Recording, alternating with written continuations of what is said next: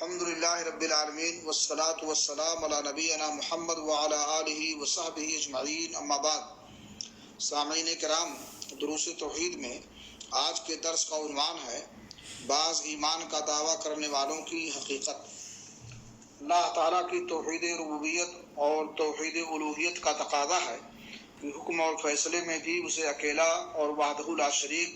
لہو سمجھا جائے۔ اطاعت کا حقدار صرف اللہ رب العالمین کو جاننے اور اللہ تعالیٰ کی توحید اور رسول اللہ کی رسالت کی گواہی کو سچ ثابت کرنے کے لیے ضروری ہے کہ بندے اللہ کے نازل کردہ احکام کے مطابق باہمی فیصلے کریں اور جاہلیت کے قوانین اور ضوابط کے مطابق فیصلے کرنا ترک کر دیں، کیونکہ یہ بہت بڑا کفر اور توحید کے منافی امر ہے۔ اللہ رب العالمین کا ارشاد ہے: أَلَمْ تَرَ إِلَى الَّذِينَ يَزْعُمُونَ أَنَّهُمْ آمَنُوا بِمَا أُنزِلَ إِلَيْكَ وَمَا أُنزِلَ مِنْ قَبْلِكَ يُرِيدُونَ أَنْ يَتَحَاكَمُوا إِلَى الطَّاغُوتِ وَقَدْ أُمِرُوا أَنْ يَكْفُرُوا بِهِ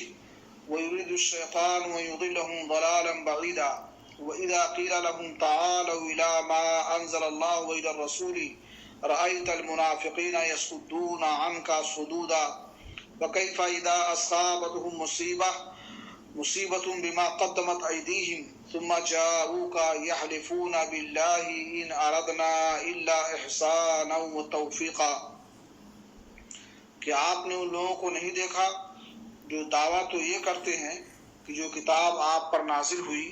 اور جو کتابیں آپ سے پہلے نازل ہوئیں ان سب پر ایمان رکھتے ہیں،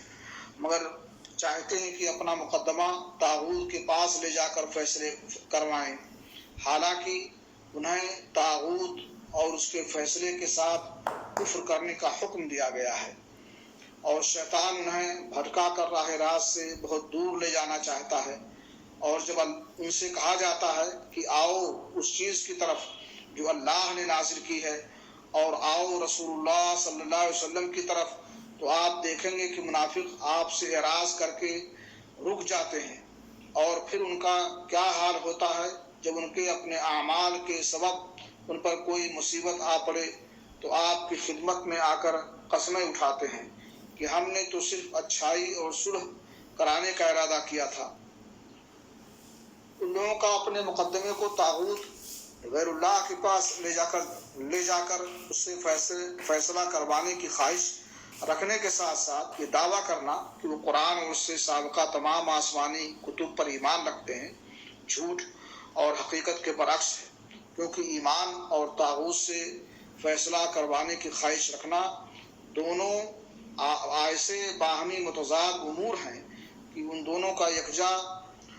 جمع ہونا ناممکن ہے۔ اللہ رب العالمین سے دعا ہے کہ اللہ تعالی ہمیں احکام شریعت سمجھنے کی، ان پر عمل کرنے کی توفیق عطا فرمائے۔ تقبل یا رب العالمین۔